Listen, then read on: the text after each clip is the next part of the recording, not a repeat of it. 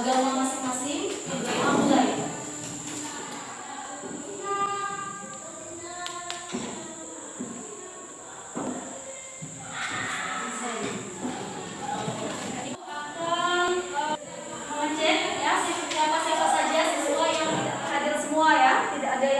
Bolos dan sebagainya. Ya Bu. Ya, nah anak-anak, untuk mulai kegiatan pembelajaran kita, ya coba semuanya berdiri. Nanti kita bersama-sama menyanyikan lagu kebangsaan Indonesia Raya, ya sebagai wujud rasa cinta tanah air kita, ya terhadap negara kesatuan Republik Indonesia. Hiduplah Indonesia Raya.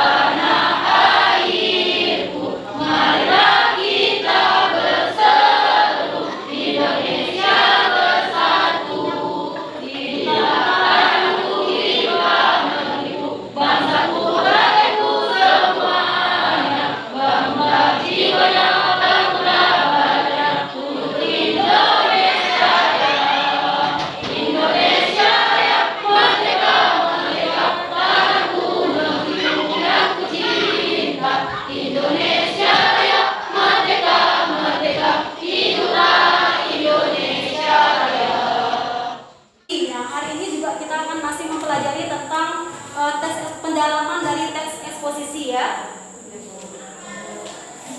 Nah, kemudian tujuan pembelajaran kita pada hari ini berkaitan dengan menulis teks eksposisi.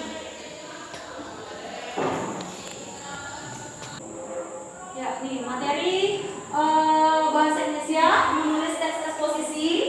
Ya, kemudian tujuan pembelajarannya. Nah, jadi kompetensi kita pada hari ini adalah berkaitan dengan materi menulis teks eksposisi. Nah, tujuan pembelajaran pada hari ini, ya di akhir kegiatan pembelajaran ini, nanti diharapkan kalian dapat, nah yang pertama itu adalah membuat kerangka teks eksposisi. Kemudian yang kedua, menulis teks eksposisinya. Jadi setelah membuat kerangka, dari kerangka-kerangka itu dikembangkan menjadi teks eksposisi. Ya. Nah, pembelajaran ini sangat bermanfaat sekali untuk kalian. Ya, pembelajaran tentang teks eksposisi ini sangat bermanfaat sekali untuk kalian. Karena apa? Di sini ada tidak yang bercita-cita menjadi seorang jurnalis? Ada ya. Karena itulah pentingnya kita belajar teks eksposisi supaya bagaimana cara kita bisa menuliskan suatu kejadian atau peristiwa yang berdasarkan data-data, yang berdasarkan argumen. Nah, kemudian dari argumen-argumen yang ada itu kita kembangkan menjadi teks eksposisi. Nah, kalau ada yang bercita menjadi seorang penulis, kemudian jurnalis, ya, kemudian editor, ya. Nah, ini sangat penting sekali materi ini, ya. Ini sangat bermanfaat untuk kalian di masa yang akan datang, ya. Di masa sekarang juga di masa yang akan datang itu sangat bermanfaat. Nah, ini definisi teks eksposisi, ya. Tadi sudah kita bahas juga di awal.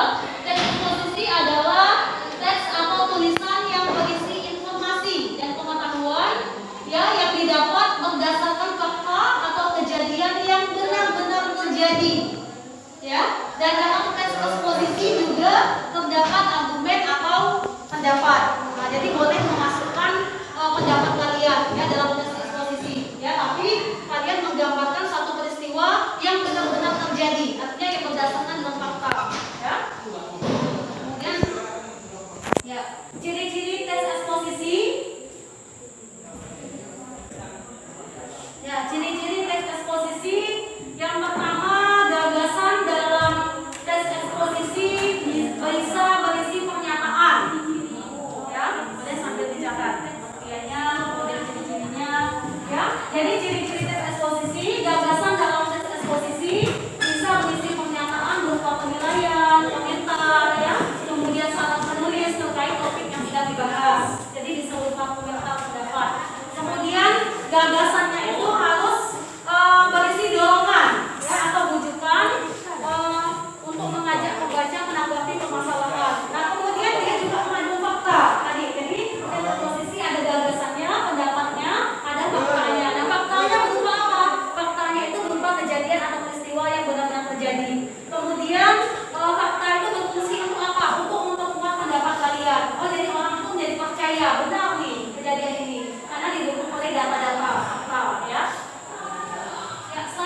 struktur teks eksposisi, ya.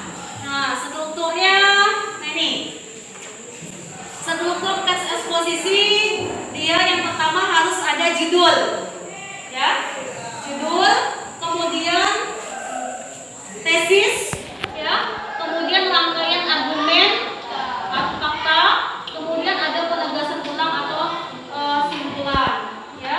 Nah, di sini penjelasannya. Kalau untuk tesis itu berisi pengenalan, ya, pengenalan isu atau masalah yang dibahas, kemudian pernyataan umum dari penulis, ya. Misalnya isu yang dibahas itu apa, ya, bahas masalah apa, misalnya tentang narkoba, itu diuraikan di dalam tesis, ya, bagian awal setelah judul, ya, itu diuraikan, misalnya pengertian narkoba itu apa, kemudian apa dampak itu dampak korupsi itu. Kemudian yang kedua itu adalah rangkaian argumen. Nah, rangkaian argumen itu bisa kalian masukkan pendapat, ya, pendapat kalian.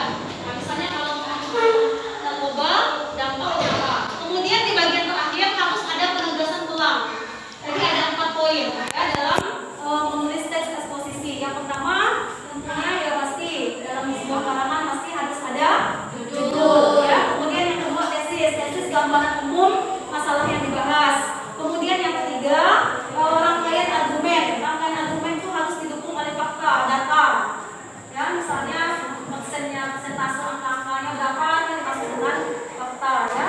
Kemudian yang terakhir itu adalah penegasan ulang atau simpulan. Jadi apa yang diuraikan di awal itu disimpulkan kembali di bagian akhir, ya, ditegaskan kembali di bagian akhir. Di situ boleh masukkan ajakan atau himbauan untuk menghindari, misalnya kalau tadi temanya narkoba berarti menghindari narkoba. Jadi itu bisa dimasukkan di bagian simpulan. Ya, boleh kalian catat ini, ya, sistematika atau struktur karangan eksposisi. Ya, itu ada judul, tesis, rangkaian argumen, ya, yang didukung oleh fakta, kemudian penegasan ulang yang berupa simpulan. Jadi ada 4 poin penting itu, ya, dalam teks eksposisi, ya. Struktur maksudnya bagian-bagian dalam teks eksposisi harus ada 4 poin ini. Nah, ini contohnya, ya. Contohnya judulnya apa? Ya, tentang manajemen pengelolaan sampah. Ya, coba di bagian tesis dibaca dulu satu orang. Silakan. Bagian tesis coba dibaca. Ya.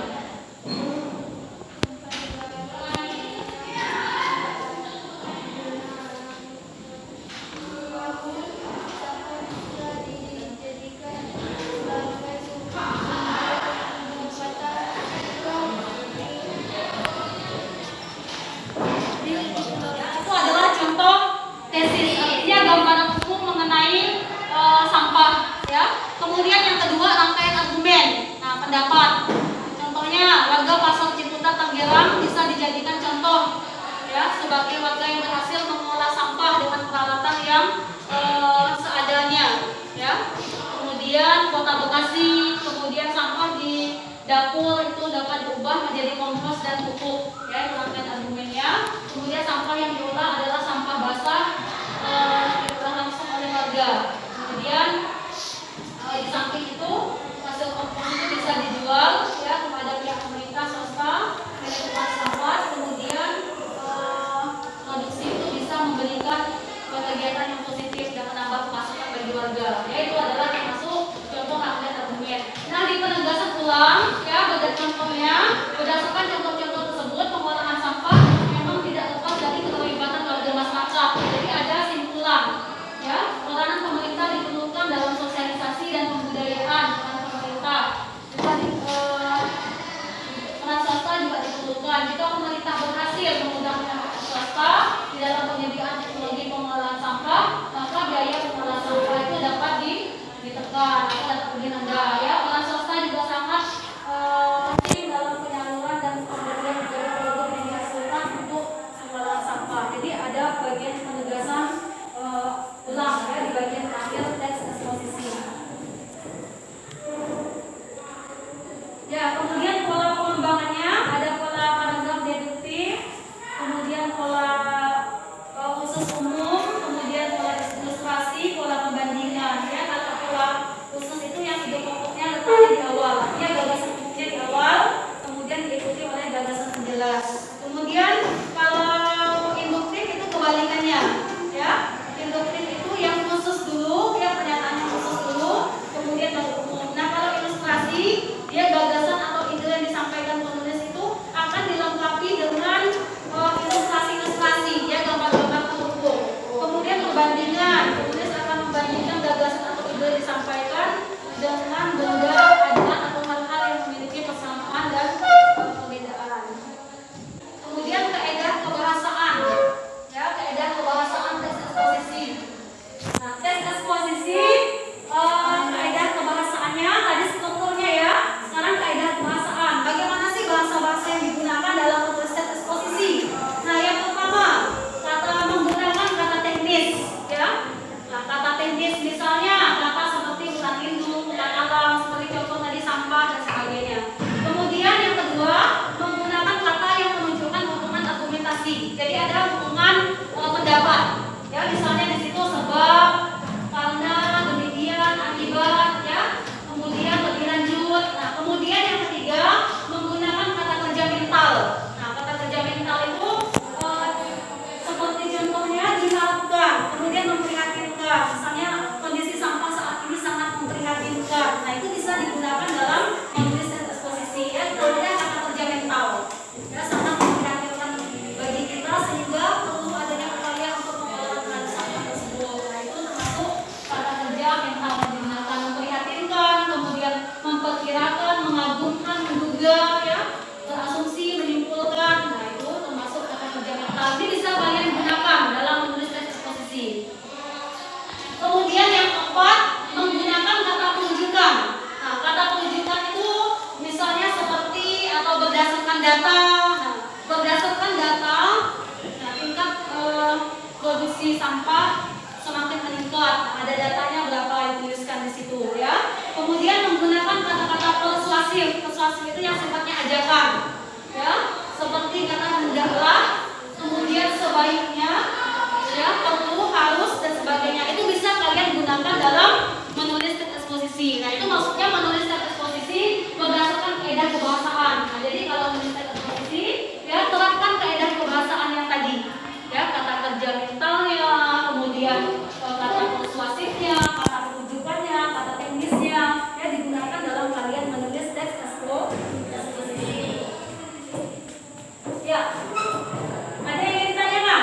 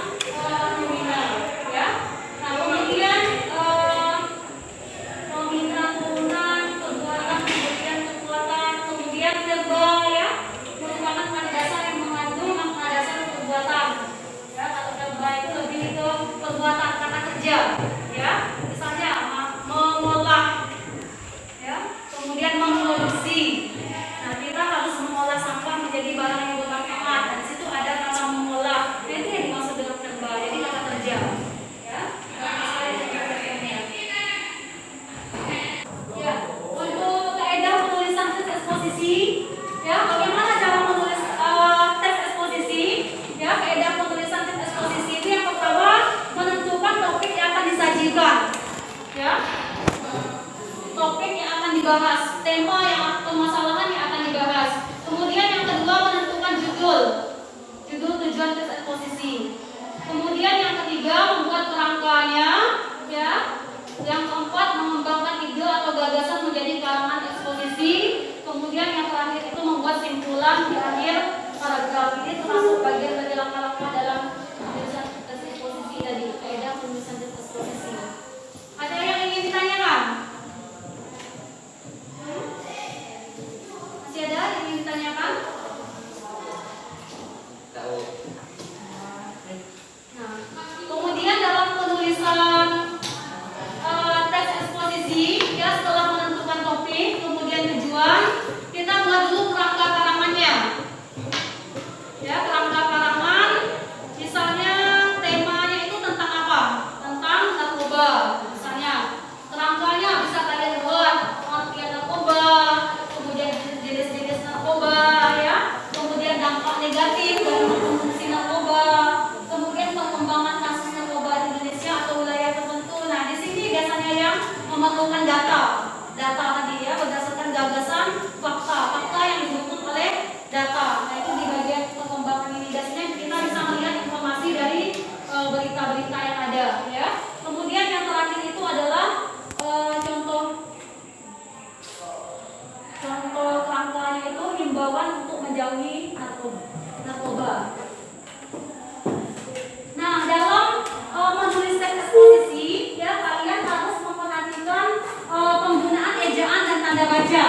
Ya, ejaan itu adalah yang mengatur tentang penulisan.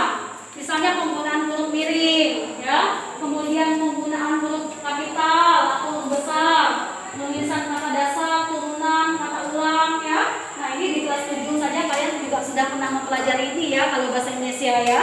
Ya, sekarang di kelas 8 itu berarti peningkatan materi-materi itu tetap akan dipergunakan.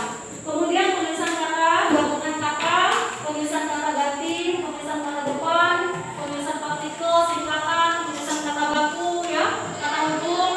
Kemudian kalau tanda baca itu yang berkaitan dengan tanda baca, misalnya tanda titik, tanda baca koma, ya, tanda titik koma, tanda titik baca titik 2, ya. Biasanya kalau dalam judul itu tidak boleh diberi tanda titik. Nah, itu dimaksudkan dengan penggunaan ejaan dan tanda baca dalam teks eksposisi. Jadi kalau di awal kalimat dalam paragraf biasanya harus huruf awal itu huruf kapital, ya. Kemudian judul setiap suku katanya. Nah, ini ibu contohkan nih, ya. Ada dua cara penulisan judul. Yang pertama bisa menggunakan huruf kapital semua, huruf besar semua, ya. Contohnya narkoba merusak bangsa, huruf kapital semua, ya. Tidak boleh diberi tanda titik untuk penulisan judul.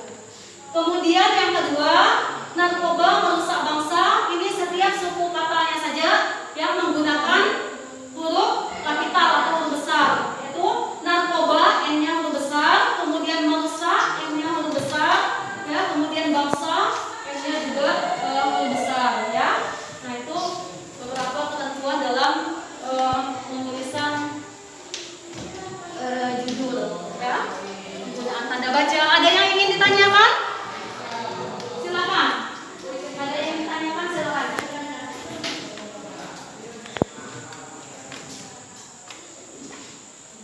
Ya, kalau tidak ada yang ingin ditanyakan, terima kasih, ya. Selanjutnya